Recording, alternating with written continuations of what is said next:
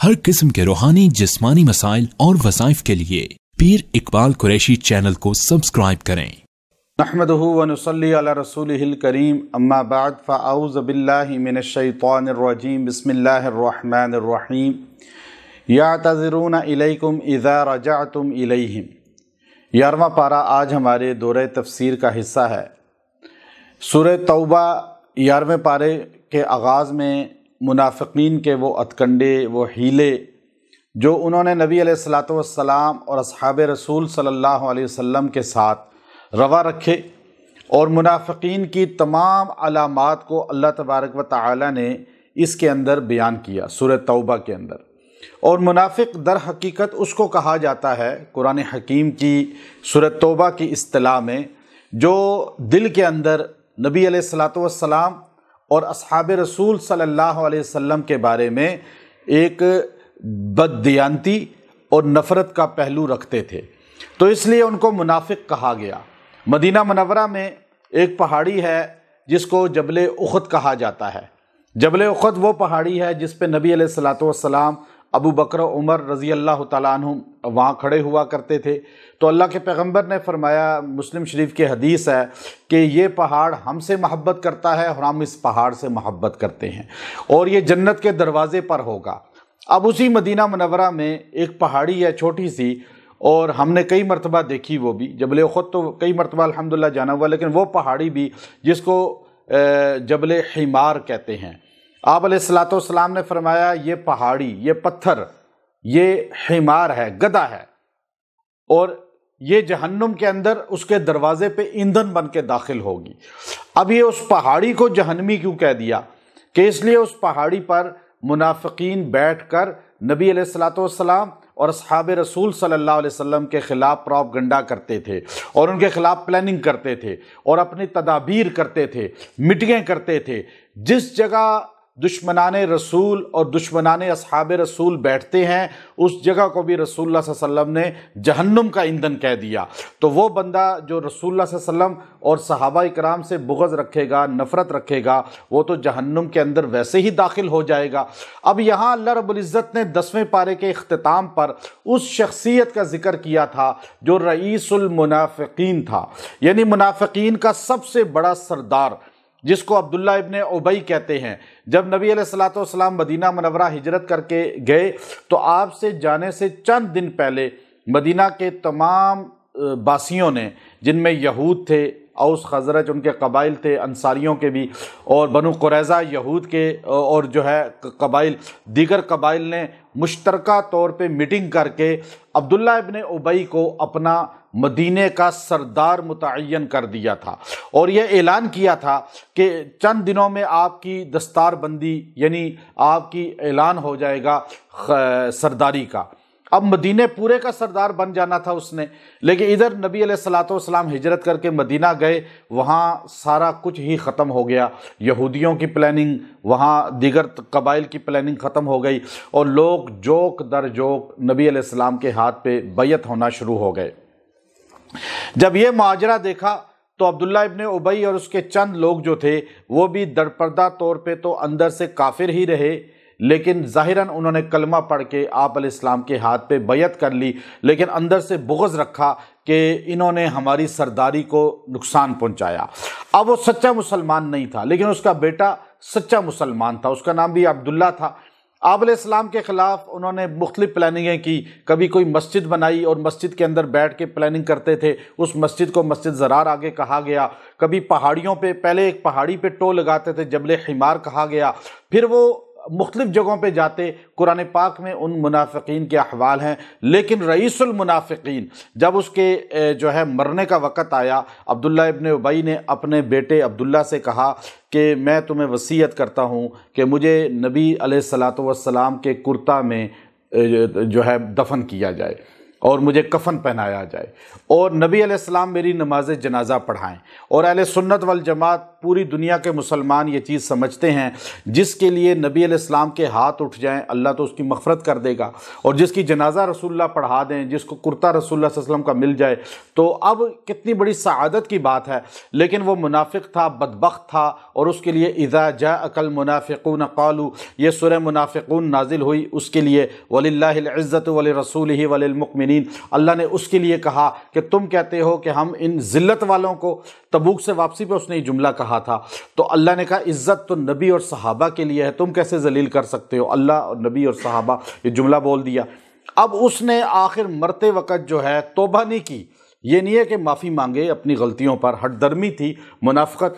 جب دل میں نبی اور صحابہ کا بغض ہوتا ہے تو اللہ تعالیٰ اس سے توبہ اٹھا لیتے ہیں، اسے توبہ کی توفیق نہیں ملتی۔ بڑے بڑے ایسے لوگ گزرے ہیں جو صحابہ کے بغض سے سرشار تھے، مرتے وقت ان کو توبہ کی توفیق نہیں ملتی اور وہ اسی طرح مرتے ہیں۔ اب آپ دیکھیے کہ یہ بندہ مرتے وقت مدینے میں مر رہا ہے، اور مدینہ کے اندر نبی علیہ السلام کے زمانے میں مر رہا ہے، اور صحابہ اور نبی کا بغض دل میں رکھتا تھا، اور اس پر سورہ توبہ پوری اسی کے گرد گھوم رہی ہے، اور یہ بندہ اور اس کے پیروکاروں کے گرد گھوم رہی ہے۔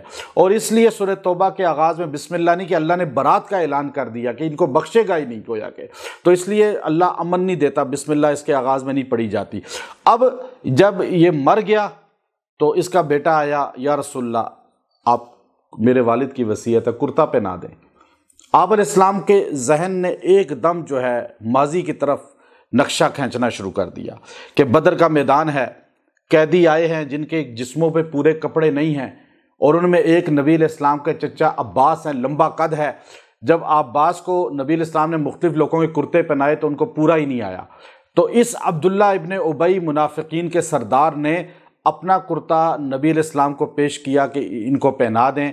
اب وہ کرتا جو ہے مدینے میں جب عباس رضی اللہ عنہ کو پہنایا گیا، ان کو پورا آ گیا، انہوں نے اپنا کرتا منافق نے حضور کے چچا کو دیا تھا۔ حضور نے کہا کہ احسان کا بدلہ کیا ہے؟ احسان کے ذریعے، نیکی کا بدلہ نیکی کے ساتھ ہوتا ہے۔ آپ نے کہا ٹھیک ہے میں اپنا کرتا اس کو دے دوں گا، گویا کہ وہ چیز سامنے رکھ کر کہا یا رسول اللہ آپ جنازہ پڑھا دیں، اس نے وصیت کی ہے۔ تو آپ نے کہا چلو جنازہ بھی پڑھا دوں گا، کہ میرے اگر جنازہ پڑھانے سے شاید اللہ کسی کو بخش دے، رحمت للعالمین ہی ہے۔ تو عمر رضی اللہ تعالیٰ عنہ کھڑے ہو گئے، یا رسول اللہ کرتا بھی دے رہے ہیں آپ، جنازہ بھی پڑھا رہے ہیں، یہ تو منافقوں کا سردار ہے، اس نے تو سیدہ عائشہ صدیقہ پر بہتان لگایا، اس نے صحابہ پر بہتان لگایا، اس نے آپ کی ذات کے بارے میں یہ الفاظ کہے، اس نے آپ مسجد نبوی کے مقابلے پہ، مسجد قباء کے مقابلے پہ وہ منافقوں کی مسجد بنائی، زرار مسجد۔ جب ساری باتیں آپ نے کہا ہاں ہاں ہاں، جب آپ چلتے جا رہے تھے وہ کرتا پکڑتے جا رہے تھے، تو آپ علیہ الصلوۃ والسلام نے فرمایا عمر کہ شاید میرے استغفار کرنے سے ایک بار اللہ اس کو بخش دے، کیونکہ رحمت تھے آپ، شاید ایک بار استغفار کرنے سے۔ تو اللہ تبارک و تعالیٰ نے جو جملہ کہا 10ویں پارے کے آخر میں، آپ دیکھیے کہ آیت نمبر 80، استغفر لہم او لا تستغفر لہم ان تستغفر لہم 70 مرہ فلن یغفر اللہ لہم۔ آپ ایک بار کہہ رہے ہیں، آپ 70 بار بھی یا رسول اللہ اس کے لیے استغفار کریں، فلن یغفر اللہ لہم، اللہ اس کی کبھی مغفرت نہیں کرے گا۔ چونکہ اس وقت تک حکم نہیں اترا تھا صحابہ کے مخالفین دشمنان کے بارے میں، بعد میں جب حکم اتر آیا تو آپ علیہ الصلوۃ والسلام نے پھر اس کے بعد ان کے جنازے پڑھنے بھی چھوڑ دیے۔ ترمذی شریف کے اندر حدیث موجود ہے، نبی علیہ السلام جنازے کے لیے آگے بڑھے تو چہرہ دیکھ کر پیچھے ہٹ گئے، کہا یا رسول اللہ اس کا جنازہ پڑھا دیں، یہ مدینے میں فوت ہوا ہے اور ظاہراً آپ کی مجلس میں بیٹھنے والا ہے۔ آپ نے فرمایا نہیں، اس کا جنازہ میں نہیں پڑھاؤں گا، تم پڑھا لو۔ کہا یا رسول اللہ اگر قرضہ ہے تو ہم ادا کرتے ہیں۔ کہا نہیں، یہ بندہ انہو کانا یبغض عثمان یبغض اللہ، یہ میرے عثمان سے بغض رکھتا ہے، اللہ اس سے بغض رکھتا ہے۔ یعنی جو عثمان غنی رضی اللہ عنہ سے بغض رکھتا ہے، جو سب صحابہ سے بغض رکھے، تو اس لیے یہ جملہ تو پہلے اللہ نے کہا کہ میں مغفرت اس کی نہیں کروں گا۔ پھر آگے اللہ رب العزت نے جو جملہ بولا، آگے جو آیت ہے وہ دیکھیے، اس میں تو آیت نمبر 84 میں وَلَا تُصَلِّ وَلَا تُصَلِّ وَلَا تُصَلِّ صف لفظ کہہ دیا، وَلَا تُصَلِّ عَلَىٰ أَحَدٍ مِّنْهُمْ مَاتَ أَبَدًا۔ اب آپ نے کبھی بھی نماز نہیں پڑھانی کسی کی، پڑھنی ہی نہیں ہے، کوئی ایک بھی مر جائے ان میں سے۔ اور نماز تو جنازے کی پڑھنا اور چیز ہے، دعا بھی نہیں کرنی ان کے لیے۔ ولا تصلی، صلی دعا میں بھی آتا ہے، جنازے کی نماز بھی دعا ہے چونکہ، اس لیے جنازے کی نماز کے بعد دعا ثابت نہیں ہے، قبر پہ جا کے دعا ثابت ہے۔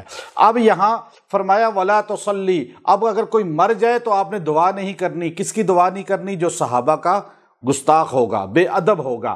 اب یہاں جو صحابہ کی گستاخی کرے اور آپ اس کے گھر دعا کے لیے چلے جائیں، اس کی جنازہ پڑھا لیں یا پڑھ لیں، تو یہ گویا کہ آپ نے قرآن پاک کی جو ہے نفی کی، قرآن پاک کی خلاف ورزی کی۔ اور یہاں خالی دعا نہیں بلکہ کہا کہ قبرستان آپ جاتے ہیں نا تو آپ کو مختلف قبریں ہوتی ہیں، پتہ نہیں چلتا، لیکن ان میں کبھی ایسی قبر کوئی نظر آ جائے جو دشمنان اصحاب رسول کی ہو یا اللہ کے رسول کے بغض رکھنے والا ہو، منافق اسی کو کہا جاتا ہے، تو آپ اللہ نے فرمایا ابدا کہہ کے بتایا کہ آپ نماز اور دعا اس کے لیے کرنی کبھی نہیں ہے۔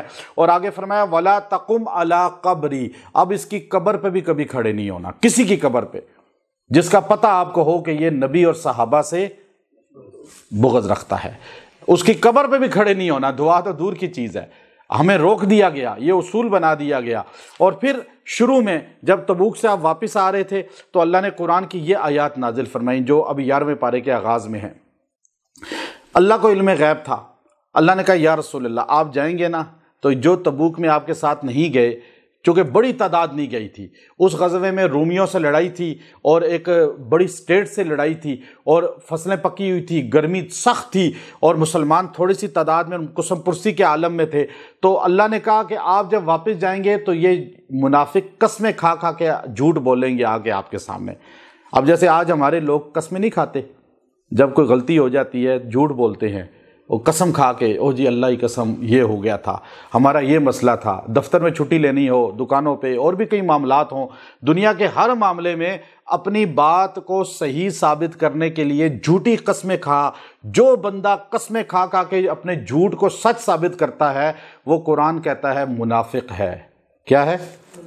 اب اپنے گریبان میں سارے دیکھ لیں، جھوٹی قسمیں کھاتے ہیں، اپنی تعویل کرتے ہیں اپنی بات کو ثابت کرنے کے لیے، حالانکہ یہاں اللہ نے کہا یا تعذرون، عذر پیش کریں گے آپ کے سامنے، الیکم آپ کے پاس اذا رجعتم، جب میرے نبی آپ واپس جائیں گے، قل میرے پیغمبر آپ ان سے کہہ دیں لا تعتذروا، عذر نہ کرو میرے پاس آ کر، لن نؤمن لکم، تم مومن نہیں ہو، جو جھوٹی عذر پیش کرے قسمیں کھائے وہ مومن نہیں ہے۔ قد نبأنا اللہ من اخبارکم، مجھے اللہ نے سب کچھ بتا دیا ہے جو تمہاری خبریں ہیں، مجھے اللہ نے بتا دیا ہے۔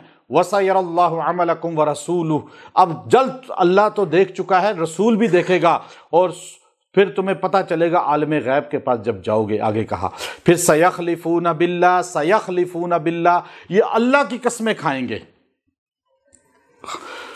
اِذَا انقلبتم الیہم، جب آپ ان کے پاس واپس جائیں گے، لتعرضوا عنہم، آپ ان سے اعراض کریں، آپ ان کی باتوں پہ توجہ نہ دیں، بے شک قسمیں کھاتے رہیں گے، قسمیں کھاتے رہیں۔ فاعرضوا عنہم، اور یاد رکھیں آپ چاہے ان سے جتنا بھی اعراض کریں، یعنی آپ ان کی قسموں پہ خاموش ہو جائیں گے، آپ ان کی بات کو نظر انداز کر دیں گے کہ چلو کوئی بات نہیں، جاؤ یہاں سے اٹھ کے جاؤ، قسمیں کھا کر، قسمیں کھاتے تھے، آ کے آپ علیہ السلام کے ہاتھ ملاتے تھے، اس طرح حدیث بخاری مسلم سب میں ہے، ہاتھ ملاتے تھے لائن پہ، منافقوں کی لائنیں لگی ہوئی تھی، اور 3 آدمیوں کے علاوہ باقی سارے منافق تھے، وہ 3 آدمیوں کا ذکر بخاری شریف میں ہے۔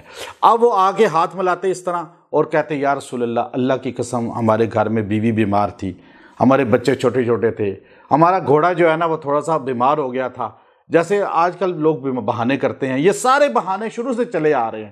اچھا لوگ سمجھتے ہیں جی پتہ نہیں چلے گا، الگ بات یہ ہے کہ ہر بندے کو، دین والوں کو خاص طور پہ جو اہل اللہ ہیں، ان کو لوگوں کے ہیلے پتہ ہوتے ہیں کہ کون بندہ دھوکہ دے رہا ہے، فراڈ کر رہا ہے، جھوٹ بول رہا ہے، لیکن اسی طرح جیسے نبی کو تو سب کچھ اللہ نے بتا دیا تھا، اب یہ کہہ سکتے ہیں اللہ کہتا ہے فَأَعْرِضُ عَنْهُمْ، جی آپ ان سے اعراض کر بھی لینا، آپ ان کو چھوڑ بھی دینا، لیکن میں اللہ تعالیٰ کہتا ہوں انہم رجسن، یہ گندے لوگ ہیں، انہم رجسن، یہ کیا ہے؟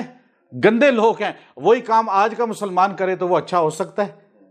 آپ دیکھیے نا۔ اچھا آگے اللہ نے کہا وَمَأْوَاهُمْ جہنم، یہ کہاں جائیں گے؟ ان کا ٹھکانہ دوزخ بنے گا۔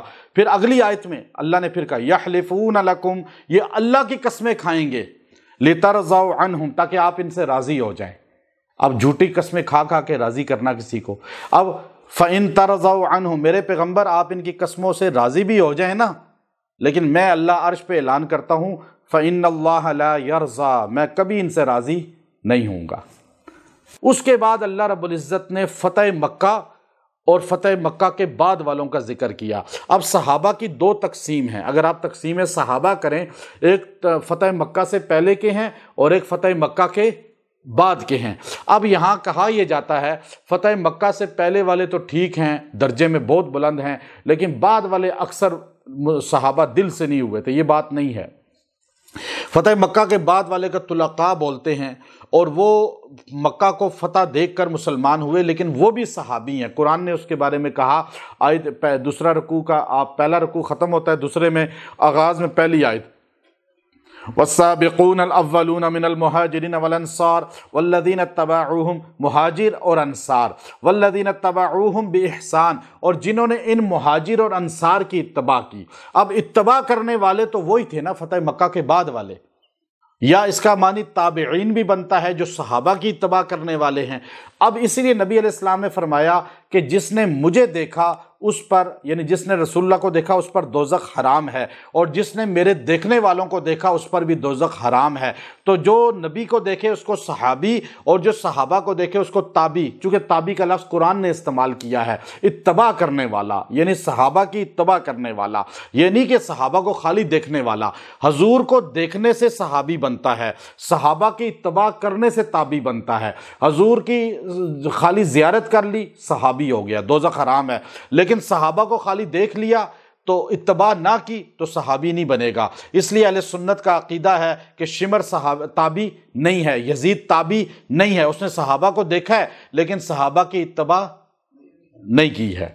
تو صحابہ کی اتباع سے تابعی بنتا ہے اور نبی کی زیارت سے صحابی بنتا ہے۔ اس آیت میں یہ پتہ چلا ایک بات۔ پھر جو فتح مکہ سے پہلے اور فتح مکہ کے بعد دونوں کا ذکر یہاں کیا، ان دونوں کا ذکر کرنے کے بعد اللہ رب العزت نے فرمایا رضی اللہ عنہم ورضوا عنہ، اللہ ان دونوں سے، اب اللہ راضی ہو گیا تو آج کا مسلمان کہ میں راضی نہیں ہوں، تو اس کے راضی نہ ہونے سے کیا نقصان ہوگا؟ اور اللہ نے فرمایا کہ اللہ ان سے راضی ہے۔ اور پھر جو ہے تو اس کے بعد جو اگلی آیت ہے دیکھیں، لقد انزلنا الیکم کتابا فیہ ذکرکم، فیہ ذکرکم، اللہ نے کہا یہ وہ کتاب ہے جس میں تم سب کا ذکر ہے۔ وہ ایک عام سے صحابی تھے، صحابی نہیں تابعی، وہ احنف بن قیس سردار تھے اپنے قبیلے کے، تو لمبا قد تھا۔ بادشاہ روم نے اپنا پہلوان بھیجا امیر معاویہ رضی اللہ عنہ کے دربار میں، اور ساتھ اپنے سب سے لمبے آدمی کی شلوار بھیجی، کہا تمہارے پاس، امام ابن کثیر نے البدایہ کے اندر لکھا، اس نے کہا اگر کوئی اس سے بڑا آدمی ہے تو ہمیں بتاؤ، اور اس سے بڑا پہلوان ہے تو بتاؤ۔ امیر معاویہ تخت پہ بیٹھے ہوئے تھے، تو آپ نے وہ جو ہے پہلوان کو کہا کھڑے ہو جاؤ، وہ کھڑا ہوا یوں درباریوں میں جیسے آپ بیٹھے ہیں درمیان میں، وہ کھڑا ہو گیا، دربار میں کھڑا ہوا، تو آپ نے کہا این محمد ابن حنفیہ، تو محمد بن حنفیہ شیر خدا کے بیٹے کھڑے ہوئے، تو آپ نے کہا اس کے ساتھ مقابلہ کرو۔ حنفیہ، محمد بن حنفیہ جو ازتلی کے بیٹے ہیں، وہ آگے بڑھے، انہوں نے ایک ہی داؤ میں اس کو یوں اٹھایا اور نیچے پھینک دیا، وہ روم کا سب سے بڑا پہلوان، وہ پھر اٹھا، پھر آپ نے اٹھا کے پھینکا، تو پھر امیر معاویہ نے فرمایا کہ تم جس کے پاس آئے ہو اس کے پاس اس طرح کے شیر موجود ہیں، تم سمجھتے ہو کہ روم میں سب سے بڑا بہادر یہ آدمی ہے، ہمارے پاس الحمدللہ ایسے دلیر لوگ موجود ہیں۔ اب دیکھیے اس سے پتہ چلا کہ امیر معاویہ رضی اللہ تعالیٰ عنہ اور شیر خدا علی المرتضیٰ رضی اللہ تعالیٰ عنہ میں آپس میں محبتیں تھیں۔ تاریخ نفرت ثابت کرنے پہ تلی ہوئی ہے، حالانکہ تاریخ ہمارا معیار نہیں ہے، ہمارا معیار صرف قرآن ہے۔ صحابہ کو پرکھنے کے لیے قرآن چاہیے، تاریخ نہیں چاہیے۔ آج تاریخ پڑھ کے متاثر ہوتے ہیں اور کہتے ہیں جی صحابہ لڑتے تھے، یہ تھا وہ ہوا تھا۔ یاد رکھیں کہ صحابہ کرام رضوان اللہ علیہم اجمعین کستوری کی طرح ہیں اور ڈائمنڈ کی طرح ہیں۔ ڈائمنڈ کو انسان جب وزن کرنے جاتا ہے تو سبزی کی دکان پہ نہیں جاتا، جب سونے کو یا ہیرے کو آپ وزن کرتے ہیں تو آپ کو سنارے کی دکان پہ جانا پڑتا ہے، جیولرز کے پاس جانا پڑتا ہے اور اس کا ترازو لینا پڑتا ہے۔ سبزی والے کا ترازو کیا ڈائمنڈ کا وزن کر سکتا ہے؟ وہ کہے گا پاگل آدمی ہے، یہ تو ہیرا ہے، اور آپ میری دکان پہ آئے ہیں۔ صحابہ ڈائمنڈ ہیں، اور صحابہ کو پرکھنا ہے تو اللہ کے قرآن پہ پرکھیں، تاریخ پہ نہیں۔ وہ سبزی کی دکان ہے، قرآن ڈائمنڈ کا جو ہے اس کا جوہری کا جو ہے ترازو ہے، اللہ کا ترازو یہ، اور اس پہ قرآن کہتا ہے۔ اب وہ احنف بن قیس کی طرف شلوار پھینکی، وہ لمبے قد تھا، انہوں نے وہ شلوار پہنی تو ان کے گھٹنے تک آئی، اتنا لمبا قد تھا، اور سردار تھے، 50,000 سے زیادہ آپ کے جانثار تھے جو آپ کے قبیلے کے لوگ، اور وہ ایک دن قرآن پڑھ رہے تھے تو سورہ انبیاء کی اس آیت پہ پہنچے، لَقَدْ أَنزَلْنَا إِلَيْكُمْ كِتَابًا فِيهِ ذِكْرُكُمْ، تمہارے پاس ایسی کتاب ہے قرآن جس میں تم سب کا ذکر ہے۔ اب آپ بیٹھے ہیں، آپ کہیں جی میرا ذکر قرآن میں کہاں ہے؟ آپ کہیں گے نا یہ، لیکن وہ تابعی کہنے لگے بھائی اس قرآن میں تمہارا ذکر ہے، مجھے اللہ نے کہا ہے۔ امام ابن کثیر لکھتے ہیں البدایہ کے اندر کہ انہوں نے قرآن پڑھنا شروع کیا الف لام میم سے، انہوں نے کہا میرا ذکر ہوگا کہیں نہ کہیں۔ جب انہوں نے شروع میں پڑھا ذالک الکتاب لا ریب فیہ، کہ یہ پھر کہا یہ ایمان والی نشانیاں تو مجھ میں 100% نہیں ہیں۔ پھر آگے کافروں کے احوال کا استغفر اللہ، میں ایسے بھی اعمال نہیں ہیں۔ آگے منافقوں کے احوال کا استغفر اللہ، یہ بھی میرے اعمال نہیں ہیں۔ اب وہ جہنم والوں کے اعمال کا ایسے بھی نہیں ہے، جنت والوں کے احوال پڑھے کا میں تو امید رکھتا ہوں لیکن میرے اعمال ایسے نہیں ہیں۔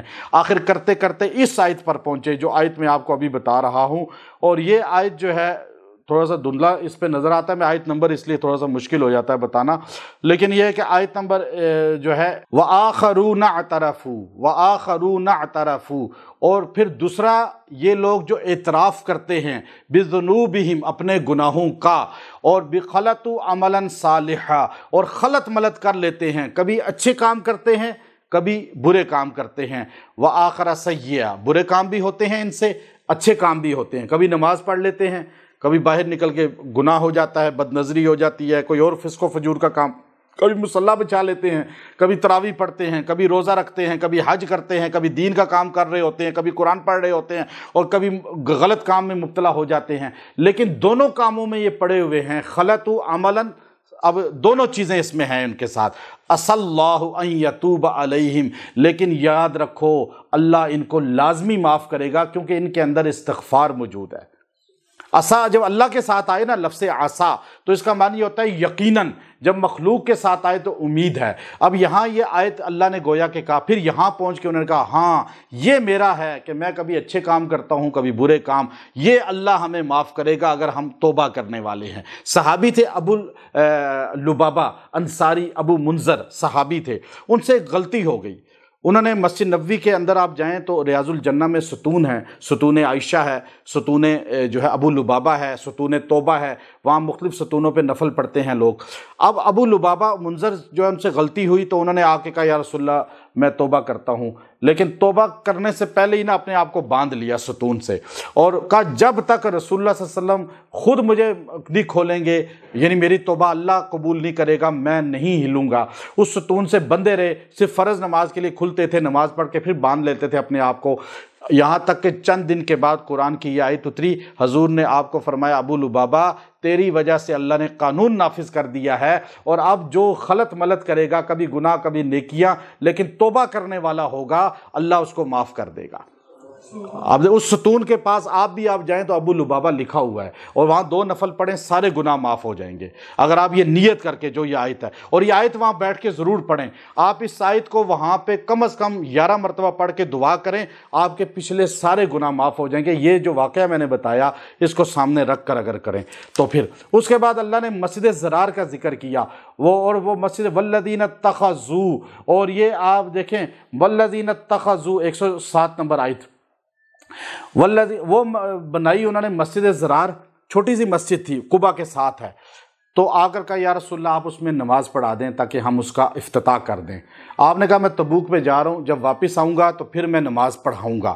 آپ علیہ السلام تبوک پہ چلے گئے اور آپ نے وعدہ کر لیا لیکن جب واپس آئے تو وہ پھر منافق آئے، یا رسول اللہ نماز پڑھا کے آغاز کر دیں آپ۔ مسجد کا افتتاح بزرگوں سے کرایا جاتا ہے، یہ ثابت ہے، نماز پہلی پڑھا دے۔ جیسے ہمارے ہاں حضرت مولانا نظر الرحمن صاحب دامت برکاتہم العالیہ رائے سے تشریف لائے، پہلی نماز اس مسجد کی پڑھائی، ہماری شیبی مسجد کی۔ تو یہ ایک سنت ہے، نبی علیہ السلام کے زمانے میں ہوتا تھا اس طرح۔ تو آپ علیہ السلام نے جب واپسی آئے تو آپ نے جانے کا ارادہ کیا تو قرآن کی آیت اتری کہ آپ نہیں جا سکتے، وہ مسجد نہیں ہے۔ نام تو مسجد ہے، تو کیا وجہ ہے مسجد نہیں ہے؟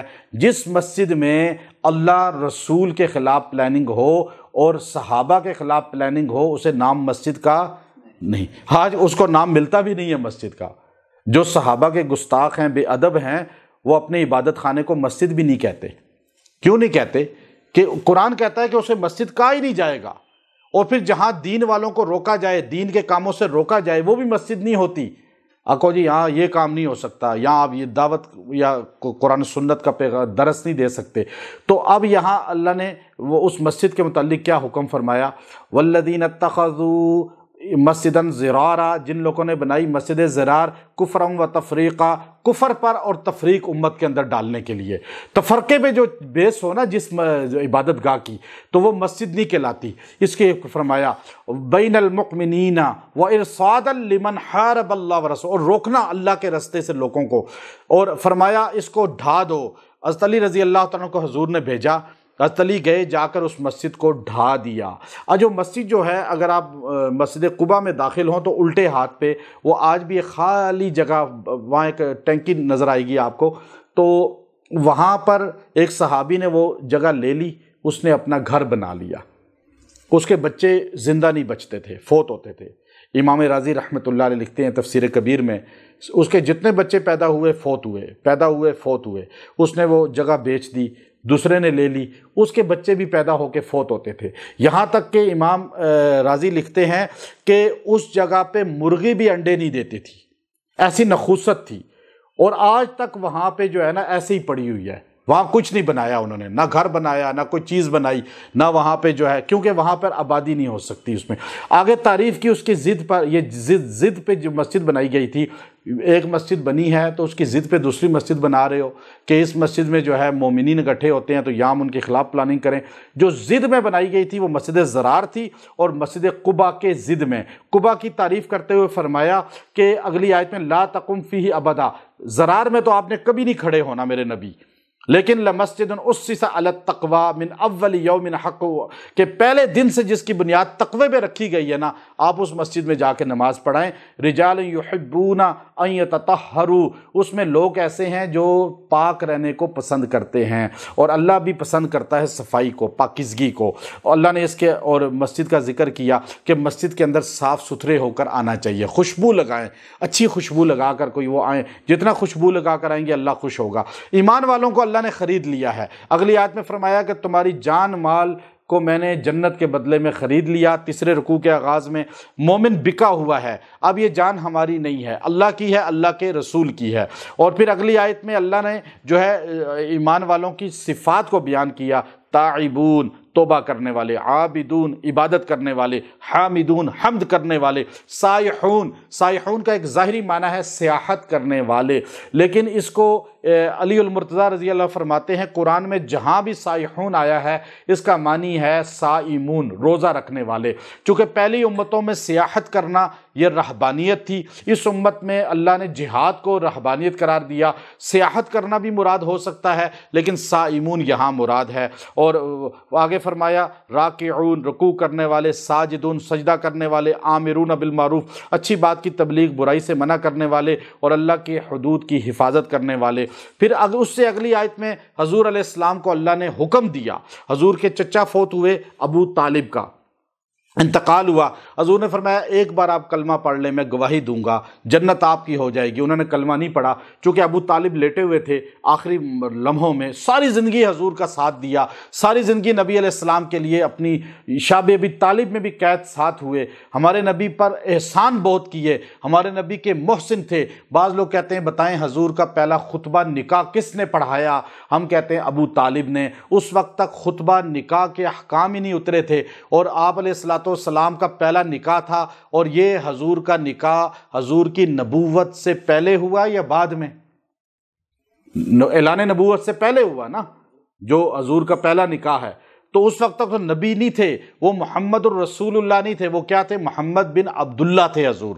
اور نکاح کس نے پڑھایا؟ ابو طالب نے۔ اور ابو طالب کے بارے میں لوگوں کی دو رائے ہے۔ امت اہل سنت کا عقیدہ ہے، بخاری کی حدیث ہے کہ حضور نے فرمایا کہ جہنم میں سب سے خفیف عذاب جو ہوگا وہ ابو طالب کو ہوگا، کہ ان کو آگ کی جوتیاں پہنائی جائیں گی، ان سے ان کا دماغ کھولے گا۔ اور قرآن اور حدیث سے ثابت ہے کہ وہ کلمے کے بغیر دنیا سے گئے۔ اب یہ مسلمان تھے یا نہیں تھے، اس پہ ہمیں سکوت اختیار کرنا چاہیے، اس لیے کہ قرآن تو یہ کہتا ہے کہ ان کا اسلام نہیں تھا، لیکن اس پر جلسے کرنا کہ وہ کلمہ نہیں پڑھا اور ان کی توہین کرنا یہ بھی جائز نہیں ہے۔ اور اگر کوئی کہتا ہے کہ وہ مسلمان تھے تو اس کو بھی لڑائی آپ نے نہیں کرنی ہے۔ یہ قرآن کا جو ہے اس میں ذکر ہے اور قرآن و سنت کی بات ہے، ہم اس پہ سختی نہیں کرتے کہ نہیں وہ تو یہ تھے وہ تھے اور پھر ہم ان کے خلاف بولیں، بلکہ ہم اعتدال رکھتے ہیں کہ ہم ان کو اسی طرح مانتے ہیں جیسے اللہ کے رسول اور صحابہ مانتے تھے۔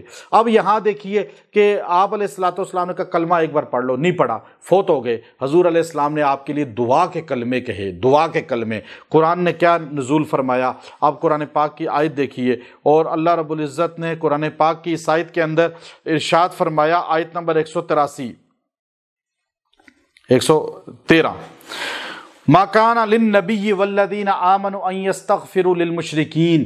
نبی علیہ السلام آپ کو گوارا نہیں ہے، یہ اچھا نہیں لگتا، آپ کو زیب نہیں لگتا کہ آپ استغفار کریں مشرکین کے لیے، ولو کانوا اولی قربا، چاہے وہ آپ کا قریبی ہی کیوں نہ ہو۔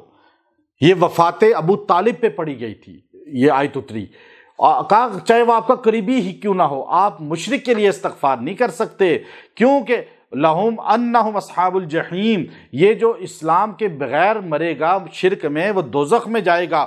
میرے پیغمبر آپ کے دادا ابراہیم علیہ السلام نے بھی ایسا ہی کیا تھا، اگلی آیت میں کہا وَمَا كَانَ اسْتِغْفَارُ إِبْرَاهِيمَ لِأَبِيهِ إِلَّا أَن مَّوْعِدَةٍ وَعَدَهَا إِيَّاهُ، آپ کے دادا ابراہیم نے بھی اپنے والد آزر کے لیے استغفار کی تھی وعدے کی وجہ سے، یعنی والد سے کہا تھا کہ میں آپ سے وعدہ کرتا ہوں، قرآن میں ہے کہ میں آپ کے لیے استغفار کروں گا، لا استغفر، ان کے لفظ بولا۔ تو اب انہوں نے خالی استغفار کا لفظ بولا تو اللہ نے کہا ابراہیم آپ استغفار نہیں کر سکتے کہ آپ کے والد دوزخی ہیں۔ حدیث میں آتا ہے قیامت کے دن ابراہیم علیہ السلام کے والد کو بجو کی شکل میں لایا جائے گا اور دوزخ میں پھینکا جائے گا کہ کہیں ابراہیم علیہ السلام شرم محسوس نہ کریں۔ تو یہی ہمارے نبی کے ساتھ بھی ہوگا۔ تو اس پر اللہ نے یہ جملہ کہا۔ پھر ایمان والوں کو اللہ رب العزت نے جو 3 بندوں کا ذکر تھا، وَعَلَى الثَّلَاثَةِ الَّذِينَ خُلِّفُوا حَتَّى إِذَا ضَاقَتْ، ان میں ایک مرارہ بن ربی، ایک ہلال بن امیہ اور ایک کعب بن مالک رضوان اللہ علیہم اجمعین، یہ صحابہ تھے جنہوں نے آ کے سچ کہا یا رسول اللہ ہماری بیوی جو ہے اور میں بوڑھے تھے، میں سفر کے قابل نہیں تھا، میں نہیں جا سکا۔ کعب بن مالک نے کہا۔ مرارہ ابن ربی کہنے لگے میرے پاس سب کچھ تھا، پیسہ بھی بہت تھا، بس میں کل سوچتے سوچتے لیٹ ہو گیا، جو فیصلہ کریں میں قبول کرتا ہوں۔ تیسرے صحابی ہلال بن ربیہ، انہوں نے کہا دیکھیں ہلال بن امیہ کہ یا رسول اللہ میں اصل میں جو ہے نا میرے بچے دور دراز سے گٹھے ہوئے تھے، پہلے کبھی گٹھے نہیں ہوئے تھے۔ انہوں نے کہا آپ تو بہت جہاد کیے ہیں حضور کے ساتھ، بدر میں 3 صحابہ شریک رہے تھے، تو کہا آج نہ گئے تو کیا ہوا، بس میں یہ سوچ کے رہ گیا یا رسول اللہ جو فیصلہ آپ کا وہ ہمارا۔ حضور نے کہا تم نے سچ بولا ہے، گھر چلے جاؤ۔ ان سے سارے صحابہ نے قطع تعلق کر لیا، 40 دن تک ان سے کوئی کلام نہیں کرتا تھا، بات نہیں کرتا تھا، یہ سلام کرتے کوئی جواب نہیں دیتا تھا۔ حضرت کعب کہتے ہیں میں دیوار پھلانگ کے باغ کے حضرت قتادہ اپنے دوست جگری کے پاس گیا، میں نے کہا السلام علیکم، انہوں نے خاموشی سے کہا وعلیکم السلام، میں نے کہا بات تو کرو، 40 دن گزر گئے، کہا ہمیں منع کیا گیا ہے حضور نے، بس اتنا کہا اور منہ موڑ لیا۔ کہتے ہیں میں روتا ہوا واپس آ گیا، 40 دن کے بعد حضور نے کہا تینوں اپنی بیویوں سے جدا ہو جائیں۔ تینوں نے کہا طلاق دے دیں، کہا نہیں طلاق نہیں، ایک قاصد بھیجا، صرف جو ہے جدا ہو جائیں۔ 50ویں دن اللہ نے یہ آیت نازل کر کے تینوں صحابہ کی توبہ کو قبول کیا اور ان کی شان کو بیان کیا۔ پتہ چلا کہ اگر صحابہ سے کہیں خطا ہوئی بھی ہے بشری تقاضے کی وجہ سے تو ان کی پاکی بیان کرنے کے لیے اللہ کا قرآن اترا ہے۔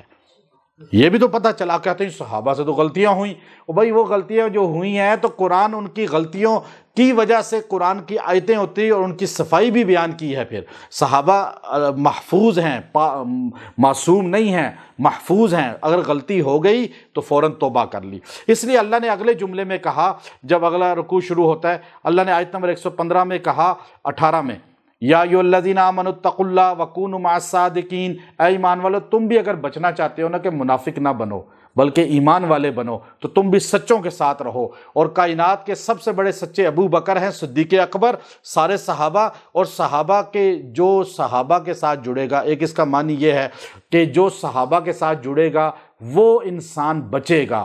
جو صحابہ، کیونکہ دو باتیں ہیں، ایک کشتی نوح کا اہل بیت کو، کشتی نوح کا کس کو؟ اہل بیت کو حضور نے، سفینہ نوح، اور حضور نے صحابہ کو الصحابہ کالنجوم کہا۔ اور کشتی جو چلتی ہے وہ ستارے دیکھ کر چلتی ہے سمندروں میں۔ آپ نے کشتی کا سفر نہیں کیا، بحری جہاز کا، میں نے تو بہت سفر کیے ہیں الحمدللہ، باہر بھی ہم نے لمبے لمبے سفر کیے ہیں، تو اس وقت ستاروں کو دیکھ کے چلتے تھے۔ اب تو خیر وہ ضرورت نہیں، آج کل تو ان کا اپنا ہے، لیکن پہلے ہمیں وہ چیزیں وہاں سمجھ آتی تھی کہ کشتی، اور جو اہل بیت اور صحابہ کے ساتھ جڑے گا وہ متقی بن جائے گا۔ قرآن سن کر دو طبقے بنتے ہیں، ایک میں آخری رکوع میں سورہ توبہ کی کہا زادتہ ھذہ ایمانا، کہ قرآن سن کے ایمان بڑھ جاتا ہے کچھ لوگوں کا، اور اگلی آیت میں فرمایا فزادتہم رجسا الی رجسہم، کچھ کا اندر بیماری بڑھتی ہے، یعنی وہ قرآن سن کے ان کا منافقت بڑھ جاتی ہے، کچھ کا ایمان بڑھ جاتا ہے۔ یہ قرآن سن کے مسلمانوں میں بھی دو طبقے بنیں گے، کافر تو ویسے ہی سن کے کبھی اس پہ اثر ہوتا ہے کبھی نہیں ہوتا، اور اس کو اللہ رب العزت نے یہاں بیان فرمایا۔ آخری آیت جو سورہ توبہ کی ہے، یہ قرآن کی سب سے آخری آیت اتری۔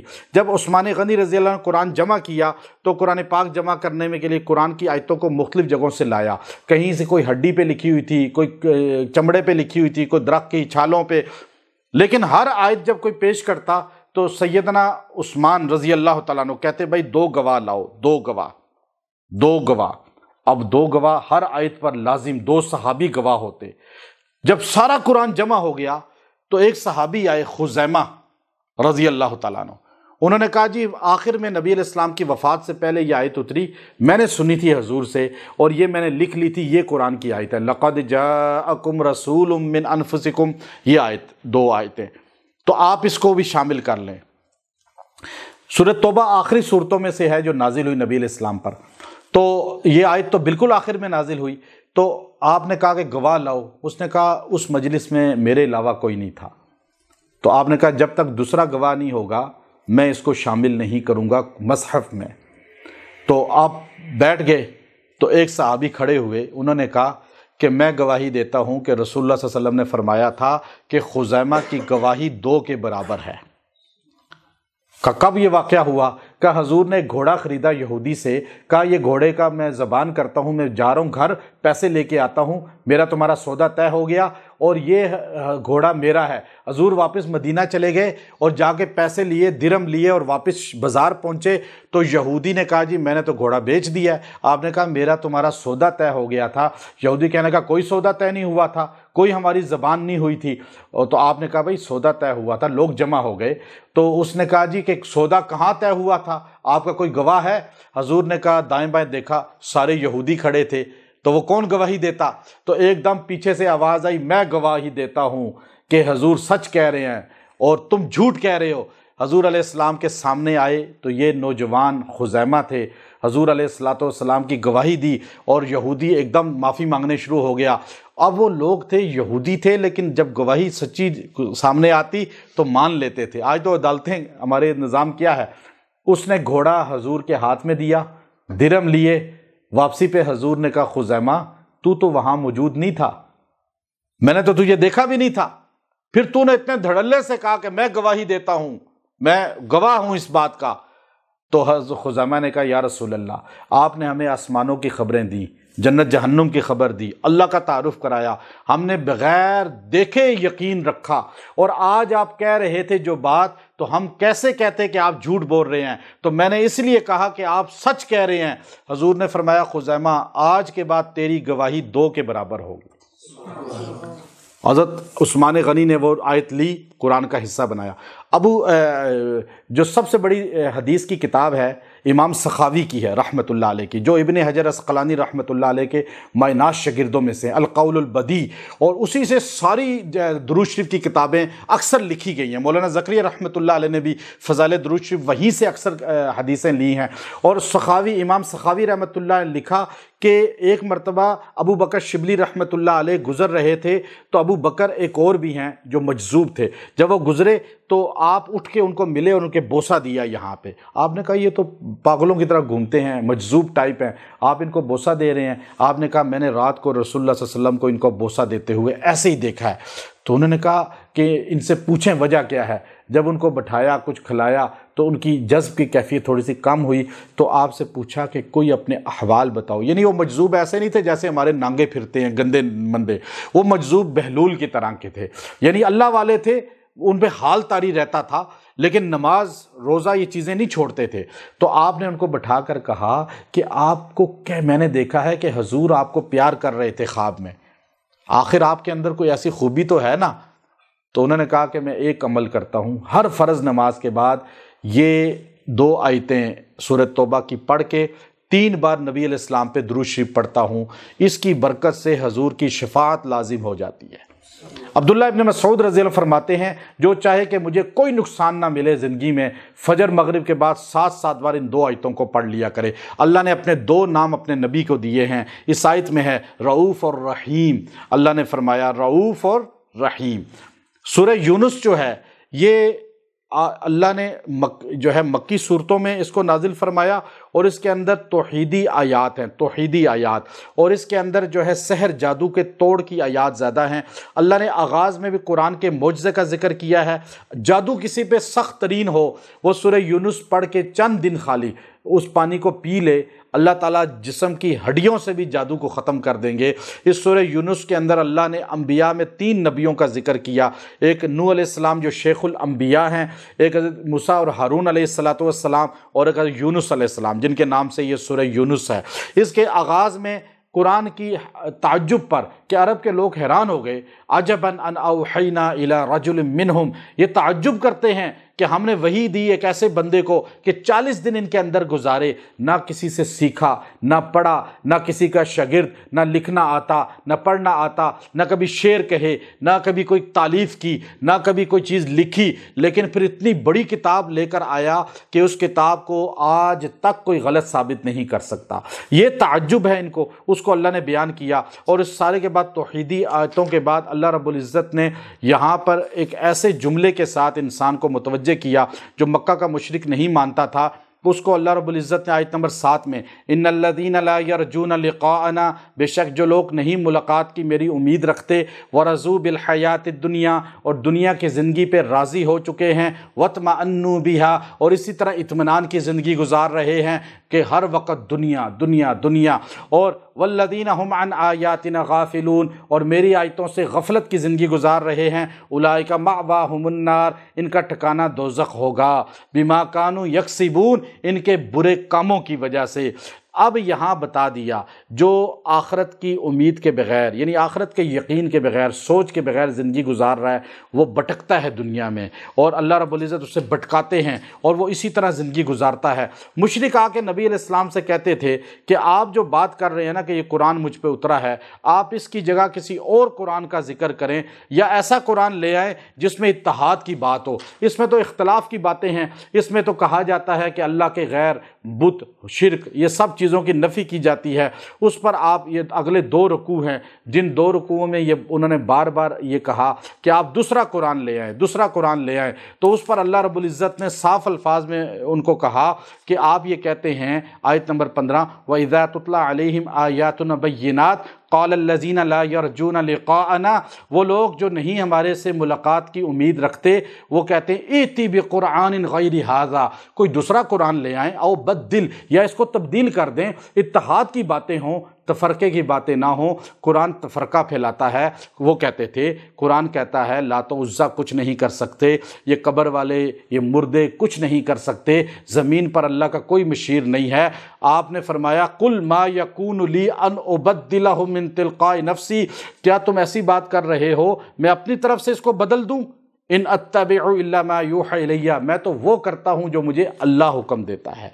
تو اس کو پھر نصف پہ جا کے اللہ نے توحیدی الفاظ، چونکہ سارے توحیدی ہیں، اس پہ اللہ رب العزت نے فرمایا قُلْ مَنْ يَرْزُقُكُم مِّنَ السَّمَاءِ، بتاؤ یہ آسمان سے بارش رزق کون اتارتا ہے، یا زمین سے کون لاتا ہے تمہارے لیے رزق، وَأَمَّنْ يَمْلِكُ السَّمْعَ وَالْأَبْصَارَ، بتاؤ یہ آنکھوں کا کانوں کا مالک کون ہے، وَمَنْ يُخْرِجُ الْحَيَّ مِنَ الْمَيِّتِ، زندہ سے مردہ، مردہ سے زندہ کون نکالتا ہے، وَمَنْ يُدَبِّرُ الْأَمْرَ، یہ ساری تدابیر کون کرتا ہے، فَسَيَقُولُونَ اللہ، تو سارے کیا کہیں گے، اللہ، تو فَقُلْ أَفَلَا تَتَّقُونَ، تو پھر ڈرتے کیوں نہیں ہو اللہ سے؟ پھر اللہ بار بار آگے اسی چیز کو، پھر اللہ نے چیلنج کیا کہ تم یہ کہتے ہو قرآن پاک جو ہے یہ گمان پر بنا ہے، تو ٹھیک ہے پھر تم قرآن کی ایک آیت بنا کے دکھاؤ، ایک آیت اس جیسی لاؤ، نہیں لا سکتے، وہ چیلنج اللہ نے یہاں کیا۔ اس کے بعد آپ دیکھیے حضور علیہ السلام نے یہ ساری آیات جو ہے اس کا معنی یہی بنتا ہے توحید پر۔ حضور علیہ السلام کو اللہ رب العزت نے دو باتیں کہیں، دو باتیں جو ہے، آیت نمبر 57، یا ایھا الناس قد جاءتکم موعظۃ من ربکم، اے لوگو تمہارے پاس آئی نصیحت اللہ کی طرف سے، وشفاء لما فی الصدور، جو دلوں کی شفا ہے، وہدی ورحمۃ للمؤمنین، قل بفضل اللہ وبرحمتہ فبذلک فلیفرحوا۔ اہل باطل اکثر اس آیت کو اپنے باطل جو ہے ربیع الاول یا دیگر مواقع پر استعمال کرتے ہیں۔ آیت کا معنی یہ ہے، یا ایھا الناس، اے لوگو، قد جاءتکم، یقیناً تمہارے پاس آئی، موعظہ، نصیحت، نصیحت، موعظہ کہتے ہیں جو وعظ دل کے اندر اتر جائے یا دل کے اندر جو اثر پہنچے، من ربکم، تمہارے رب کی طرف سے، وشفاء لما فی الصدور، اور یہ شفا ہے دلوں کی۔ شفا ایک شفا ہوتا ہے، ایک شفا ہوتا ہے۔ شفا عربی میں کہتے ہیں گڑھے کو، اور شفا کہتے ہیں شفا کو۔ اب یہاں مفسرین علامہ علوسی رحمۃ اللہ علیہ کی چونکہ تصوف پر تفسیر ہے قسم کی اگر دیکھا جائے، تو آپ نے کہا موعظۃ من ربکم سے مراد ہے کہ اللہ نے تمہیں دلوں، جو تمہارے رب کی نصیحت ہے یعنی شریعت، قرآن کی شکل میں شریعت ملی، وشفاء لما فی الصدور، اور دلوں کی بیماریوں کی شفا ہے گویا کہ طریقت، ایک شریعت ہے، ایک طریقت ہے۔ پھر حضور علیہ السلام کے سامنے ایک صحابی آئے، کہنے لگے یا رسول اللہ میرے سینے میں درد ہو رہا ہے۔ آپ نے فرمایا قرآن سے شفا کیوں نہیں لیتے، وہ تو شفاء لما فی الصدور ہے۔ اسی طرح جو ہے حسن بصری رحمۃ اللہ علیہ نے فرمایا کہ اس سے پتہ چلتا ہے کہ جملہ بیماریوں کی شفا قرآن ہے، اس لیے علماء امت نے باقاعدہ قرآن پاک کے جسموں کی بیماریوں کے لیے شفا یاب ہونے کے لیے ذریعہ بنایا ہے، اور تمام علماء اکابرین صحابہ کے دور سے اس بات پہ متفق ہیں کہ صحابہ خود بھی اس بات کو اکثر بیان فرماتے تھے، اور امام غزالی رحمۃ اللہ علیہ نے خواص قرآنی کے نام سے باقاعدہ کتاب تالیف کی، حضرت مولانا اشرف علی تھانوی نور اللہ مرقدہ نے اسی کا ترجمہ تقریباً کر کے اس کو اعمال قرآنی کی شکل دی، شیخ عبد القادر جیلانی رحمۃ اللہ علیہ دیگر نے بھی۔ اب یہاں یہ شفا جو ہے قلوب کی ہے، دلوں کی ہے، روح کی ہے، یہاں شفا جو ہے صدور، روح کی بیماریاں، یعنی روح کی بیماریاں بھی قرآن سے ہیں، جسم کی بیماریوں کا علاج بھی قرآن ہے۔ وَہُدًى، یہ ہدایت ہے، وَرَحْمَةٌ، اور رحمت ہے، للمومنین، ہدایت ہے اور رحمت ہے۔ اب یہاں رحمت سے، ہدایت سے مراد فرمایا قرآن ہے، اور رحمت سے مراد جو ہے وہ قرآن کا پڑھنا ہے یا سننا ہے۔ اب ایک بندہ قرآن دیکھ رہا ہے، اس پہ نازل ہوا اس کے نبی پر، اور ایک اس کو پڑھ رہا ہے، اب یہ اس کے لیے اللہ نے فرمایا بڑی خوشی کی بات ہے۔ بعض روایات میں فرمایا کہ ہدایت سے مراد قرآن ہے، رحمت سے مراد اسلام ہے۔ ایک تفسیر میں فرمایا ہدایت سے مراد قرآن ہے، رحمت سے مراد وما ارسلناک الا رحمۃ للعالمین ہے۔ یہ ابن عباس کی تفسیر ہے۔ اب للمومنین، کل، اب میرے پیغمبر ان سے کہہ دیجئے بفضل اللہ، یہ اللہ کا فضل ہے، وبرحمتہ، اور اس کا رحمت ہے، فبذلک فلیفرحوا، آپ کو خوش ہونا چاہیے کہ تمہیں قرآن ملا، قرآن کا پڑھنا ملا، قرآن ملا یا اسلام ملا، قرآن ملا، صاحب قرآن ملا۔ اب یہاں خوش ہونے کی ترغیب ہے، یہ بصیغہ غائب ہے، بصیغہ حاضر نہیں ہے۔ اب آپ دیکھیں فلیفرحوا، یعنی حضور کے سامنے جو صحابہ ہیں وہی خوش نہ ہوں بلکہ بعد والے بھی خوش ہوں، کو یہ نعمتیں قیامت تک چلیں گی، یہ صیغہ فلیفرحوا۔ اللہ نے قرآن میں کہا لا تفرح ان اللہ لا يحب الفرحین، خوشی نہ مناؤ، اللہ پسند نہیں کرتا۔ یہاں اللہ کہہ رہا خوش ہو جاؤ۔ اب یہاں دو چیزیں متضاد نظر آتی ہیں۔